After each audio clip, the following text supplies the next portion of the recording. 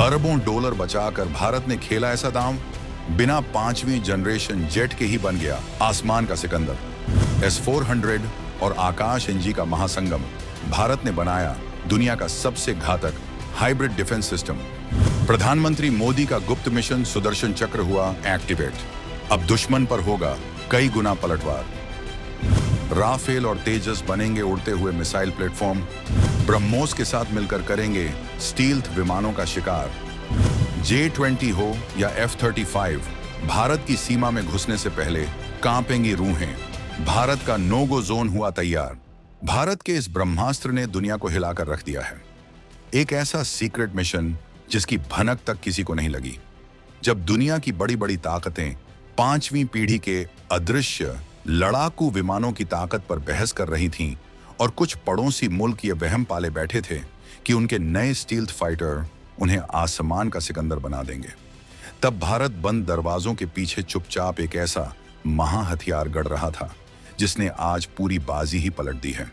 ये वो स्वदेशी ब्रह्मास्त्र है जो न सिर्फ रूस से मिले S-400 की जगह लेने की क्षमता रखता है, बल्कि उससे भी कई गुना ज्यादा घातक और स्मार्ट है। ये एक ऐसा योद्धा है जिसे दुनिया की सबसे ताकतवर इंटेलिजेंस एजेंसियां भी ट्रैक नहीं कर पाई। लेकिन अब जब भारत के जीनियस साइंटिस्ट्स और रणनीतिकारों ने इस स्वदेशी मिसाइल ड्रोन और फाइटर जेट हंटर सिस्टम को एक्टिवेट करने का ऐतिहासिक फैसला कर डाला है, तो पूरी दुनिया हैरान है। यह सिस्टम इतना एडवांस है कि दुश्मन का सबसे महंगा और आधुनिक 5वीं पीढ़ी का स्टील्थ फाइटर जेट भी इसके सामने महज एक खिलौना बनकर रह जाएगा। ये दास्तां है भारत के उस मास्टर स्ट्रोक की जिसने महंगे हथियारों की वैश्विक दौड़ को दरकिनार कर अपनी शर्तों पर आसमान में एक ऐसा चक्रव्यूह रच दिया है जिसे भेद पाना अब दुश्मनों के लिए एक नामुमकिन पहेली बन चुका है।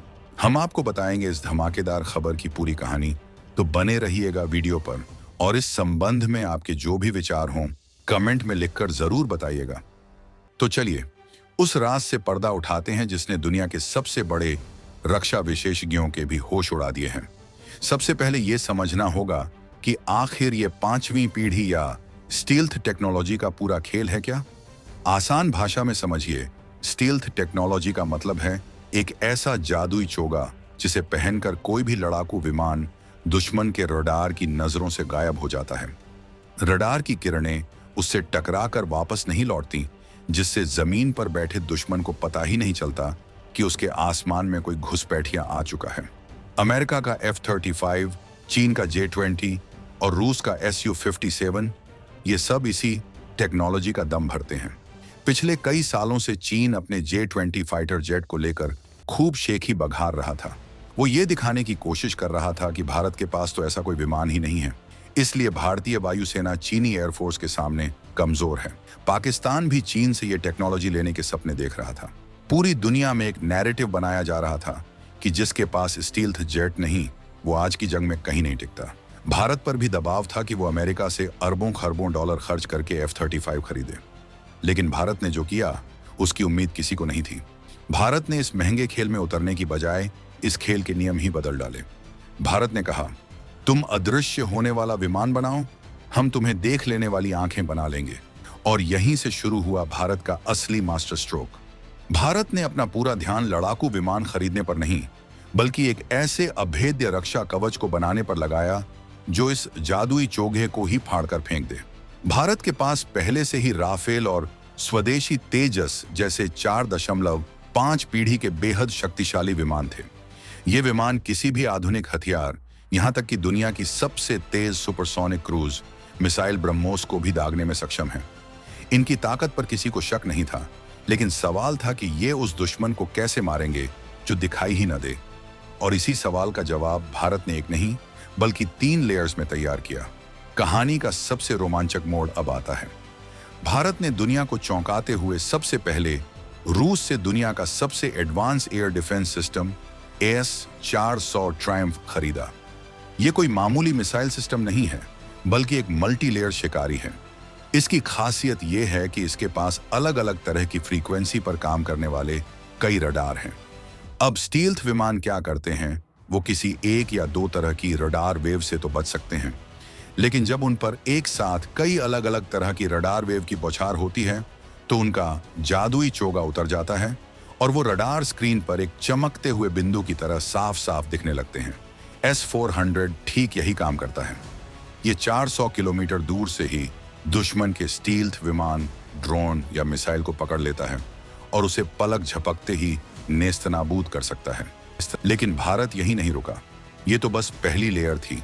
भारत के रक्षा वैज्ञानिकों ने इसके बाद अपना स्वदेशी ब्रह्मास्त्र मैदान में उतारा, आकाश एनजी यानी आकाश न्यू जनरेशन। ये भारत में बना एक ऐसा एयर डिफेंस सिस्टम है जो S-400 के साथ मिलकर काम करता है। सोचिए, ये एक ऐसी जुगलबंदी है जिसकी काट दुनिया में किसी के पास नहीं है। S-400 लंबी दूरी पर दुश्मन को पकड़ता है और आकाश एनजी मीडियम और कम दूरी पर किसी भी बचे खुचे खतरे को खत्म कर देता है।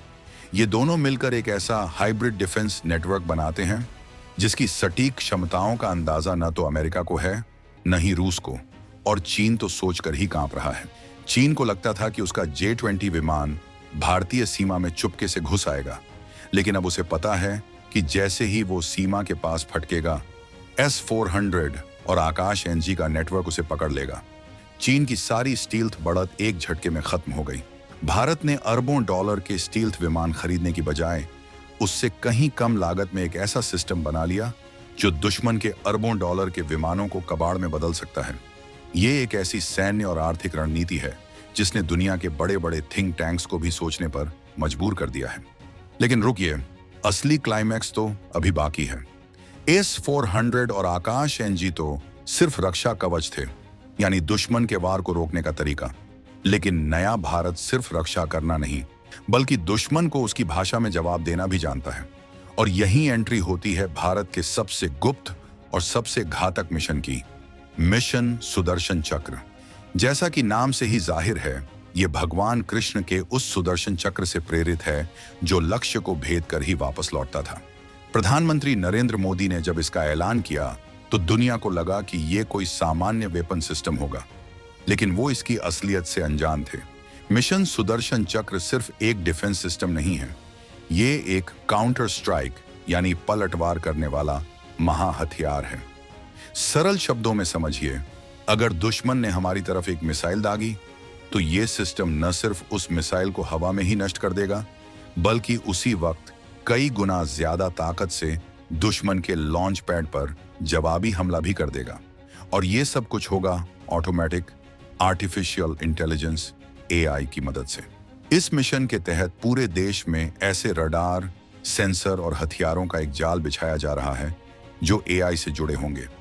ये AI पावर्ड रडार इतने एडवांस हैं कि वो दुश्मन के फाइटर जेट के इंजन की गर्मी से लेकर उसके कम्युनिकेशन सिग्नल तक को पकड़ सकते हैं। इसमें लेजर इंटरसेप्टर जैसी भविष्य की टेक्नोलॉजी भी शामिल है जो दुश्मन की मिसाइलों को रोशनी की रफ्तार से जलाकर राख कर सकती हैं। ये एक ऐसा नो गो जोन बना रहा है, एक ऐसा अभेद्य किला जिसके अंदर परिंदा भी पर नहीं मार सकता। अब हमारे राफेल और तेजस को दुश्मन के स्टील्थ फाइटर का पीछा करने की जरूरत ही नहीं है। उन्हें बस सुदर्शन चक्र नेटवर्क से सिग्नल मिलेगा और वो अपनी जगह से ही ब्रह्मोस जैसी मिसाइलें दागकर दुश्मन को सैकड़ों किलोमीटर दूर ही खत्म कर देंगे। हमारे फाइटर जेट्स अब सिर्फ लड़ाकू विमान नहीं, बल्कि फ्लोटिंग मिसाइल प्लेटफॉर्म बन गए हैं जो इस रक्षा चक्र के इशारे पर काम करेंगे।